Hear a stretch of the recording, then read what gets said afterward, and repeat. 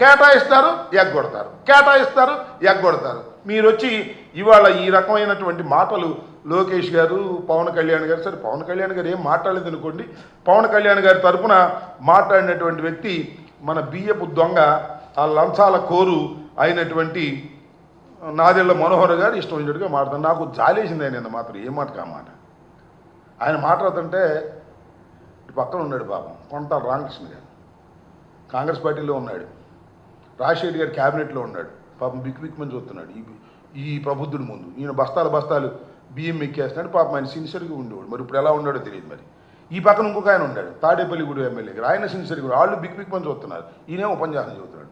వాళ్ళు ఈయనకన్నా కూడా నాదెళ్ల మనోహర్ కన్నా చాలా సిన్సియర్స్ అయినటువంటి వాళ్ళేమో పక్క నుండి మీనమేషాలు లెక్కేస్తుంటే ఈ బియ్యపు దొంగ లంచాడు కోరి ఈయన మాత్రం ఉపన్యాసాలు చెబుతున్నాడు, భయంకరమైన ఉపన్యాసాలు, జగన్మోహన్ రెడ్డి గారిని విమర్శించేటటువంటి కార్యక్రమాలు చేస్తున్నారు. ఇది సరైనటువంటి విధానం కాదని ఈ సందర్భంగా చెప్పదలుచుకున్నాను.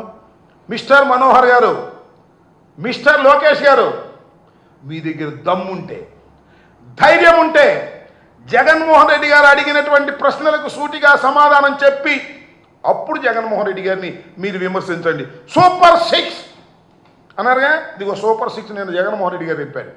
సూపర్ 6 మొత్తాన్ని అమలు చేయాలి అంటే 79,867 కోట్ల రూపాయలు వెచ్చించాలి సంవత్సరానికి. అవునా కాదా? కాదైతే చెప్పు.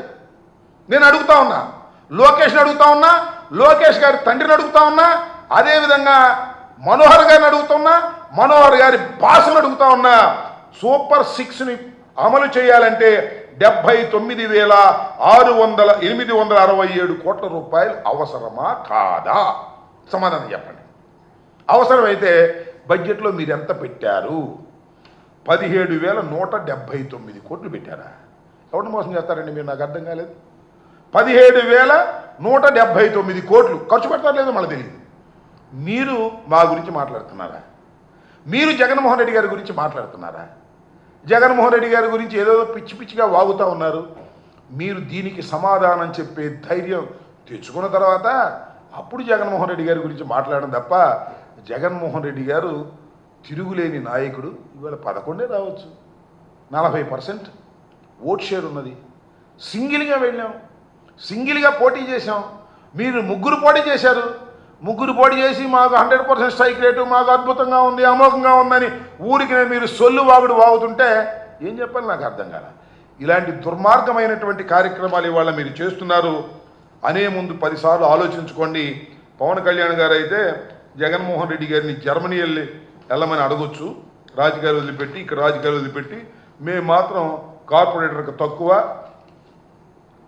ఎక్కువ, ఎమ్మెల్యేకి తక్కువ అని 2 చోట్ల నిలబడి ఓడిపోయి గతి లేక 3-4 పార్టీలతో కలిసి 15 సంవత్సరాల తర్వాత శాసనసభకు వచ్చినటువంటి పవన్ కళ్యాణ్ గారిని ఏమన్నా అంటే మాత్రం ఒప్పుకోరండి. ఇది మీరు ఒక్కసారి ఆలోచించుకోండి. మమ్మల్ని అనే ముందు మీరు కూడా దానికి సిద్ధంగా ఉండండి. మిమ్మల్ని అనగానే ఊరికి రెచ్చిపోయి అది ఓడదిస్తాం ఇది ఓడదిస్తాం అని పిచ్చివాగుడు వాగొద్దని కూడా ఈ సందర్భంగా నేను చెప్పదలుచుకున్నాను.